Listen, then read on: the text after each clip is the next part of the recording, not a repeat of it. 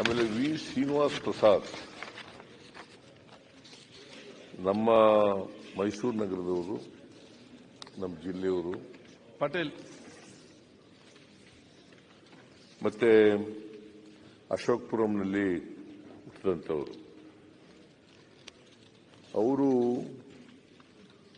50 ವರ್ಷಗಳ ಸುದೀರ್ಘ ರಾಜಕಾರಣವನ್ನು ಮಾಡಿದರು.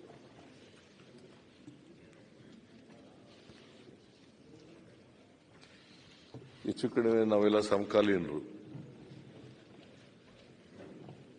ಆದರೆ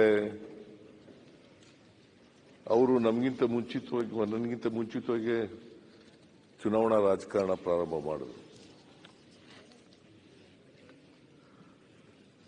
6 ಬಾರಿ ಲೋಕಸಭೆಗೆ ಸ್ಪರ್ಧೆ ಮಾಡಿದರು, ಸದಸ್ಯರಾಗಿದ್ದರು.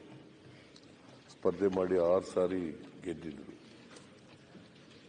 ಜೊತೆಗೆ 2 ಬಾರಿ ಈ ಸದನದ ಸದಸ್ಯರು ಕೂಡ ಆಗಿದ್ದರು.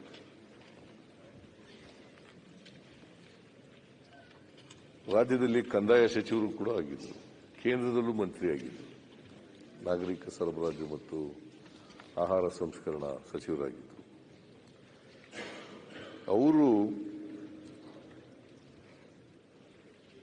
ಅಂಬೇಡ್ಕರ್ ವಿಚಾರಗಳಲ್ಲಿ ಬಹಳ ನಂಬಿಕೆಯನ್ನ, ಬದ್ಧತೆಯನ್ನ ಇಟ್ಕೊಂಡಿದ್ದಂಥ ರಾಜಕಾರಣಿ. ಮತ್ತೆ ಯಾವಾಗಲೂ ಕೂಡ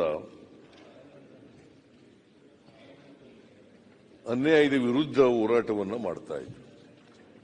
ಸಮಾಜದಲ್ಲಿ ಯಾವುದೇ ಅನ್ಯಾಯ ಆಗಲಿ, ಅನ್ಯಾಯದ ವಿರುದ್ಧ ಹೋರಾಟವನ್ನು ಮಾಡ್ತಾ ಇದ್ರು. ಅವರು ಸಾಮಾಜಿಕ ನ್ಯಾಯವನ್ನು ಇಡೀ ಜೀವನದುದ್ದಕ್ಕೂ ಕೂಡ ಅಳವಡಿಸ್ಕೊಂಡು ಬರ್ತಕ್ಕಂಥ ಪ್ರಯತ್ನವನ್ನು ಮಾಡ್ತಾ ಇದ್ರು.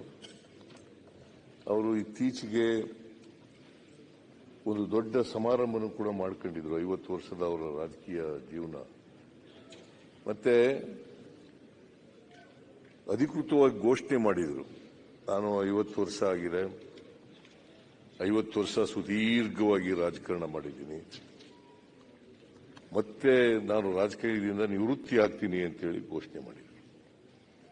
ಅಷ್ಟೇ ಅಲ್ಲ, 2000 ಈಗ ಇತ್ತೀಚೆಗೆ ನಡೆದಂತಹ ಲೋಕಸಭಾ ಚುನಾವಣೆಯಲ್ಲಿ ನಾವು ಯಾವ ಪಕ್ಷದ ಪರನೂ ಕೂಡ ಚುನಾವಣಾ ಪ್ರಚಾರ ಮಾಡಲ್ಲ.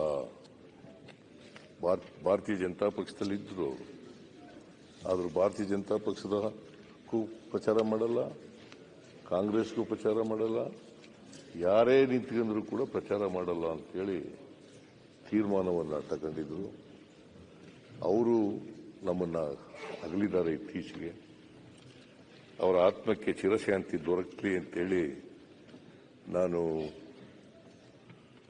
ಅವರು ಕಾಂಗ್ರೆಸ್ನಲ್ಲೂ ಇದ್ರು, ಬಿಜೆಪಿನಲ್ಲೂ ಇದ್ರು. ಆಮೇಲೆ ಯಾವುದೋ ಪಾರ್ಟಿ ಅದು,